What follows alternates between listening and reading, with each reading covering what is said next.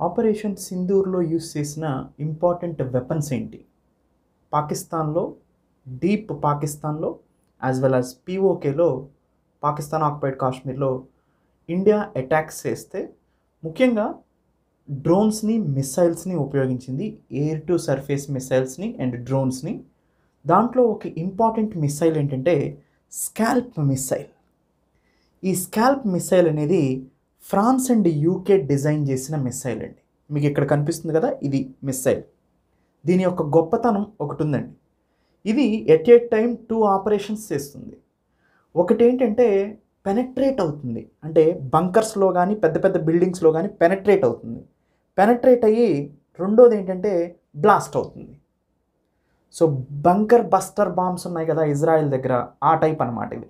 So scalp మిసైల్ను ఉపయోగించడానికి కారణం ఏంటంటే మనం ముందు ఆ బిల్డింగ్లోకి పెనట్రేట్ చేయాలి అండ్ బ్లాస్ట్ చేయాలి.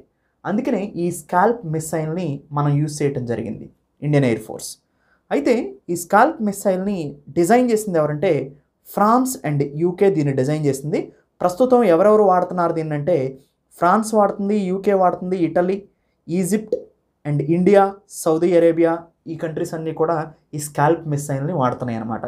దీని రేంజ్ వచ్చేసి 250 కిలోమీటర్స్ అండి. దీని range 250 kilometres and export limited version 250 and other versions కూడా ఉన్నాయి దీంట్లో. అవి అప్రాక్సిమేట్గా 560 కిలోమీటర్స్ వరకు కూడా వెళ్తాయి అనేది ఒక ఇంపార్టెంట్ ఇన్ఫర్మేషన్. అయితే ఈ long ranged air launched cruise missile ఇది. క్రూజ్ మిసైల్ అంటే ధ్వనివేగంతో కూడా ఈక్వల్గా వెళ్ళగలుగుతుంది.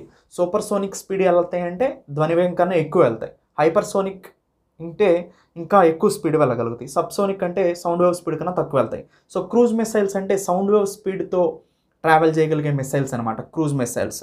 సో తక్కువ ఎత్తులో సౌండ్ వేవ్ స్పీడ్ కన్నా కూడా ఎక్కువగా వెళ్ళగలుగుతాయి ఇవి. దీన్ని డిజైన్ చేసింది ఎవరంటే ఎంబీడీఏ అనే ఒక సంస్థ అండి. సో యూరోపియన్ ఎయిర్ ఫోర్స్కి సంబంధించింది. సో ఇది ఫ్రాన్స్ అండ్ యూకే కలిపి దీన్ని డెవలప్ చేశాయి. ఎయిర్ లాంచ్డ్ క్రూజ్ మిసైల్ ఇది. సో 250 కిలోమీటర్స్ యాక్యురసీతో రేంజ్ వెళ్ళగలుగుతుంది. వార్ హెడ్ దీంట్లో ఉపయోగించేది BROACH, BROACH. BROACH multi stage warhead. Multi stage అంటే ఒక స్టేజ్ ఏమో పెనట్రేట్ అవుతుంది, ఇంకోటి స్టేజ్ ఏమో బ్లాస్ట్ అవుతుంది. దీంట్లో గైడెన్స్ వ్యవస్థకి జీపీఎస్ నావిగేషన్ సిస్టాన్ని ఉపయోగిస్తారు, ఇనర్షియల్ నావిగేషన్, టెర్రైన్ రెఫరెన్స్ ఉపయోగిస్తారు.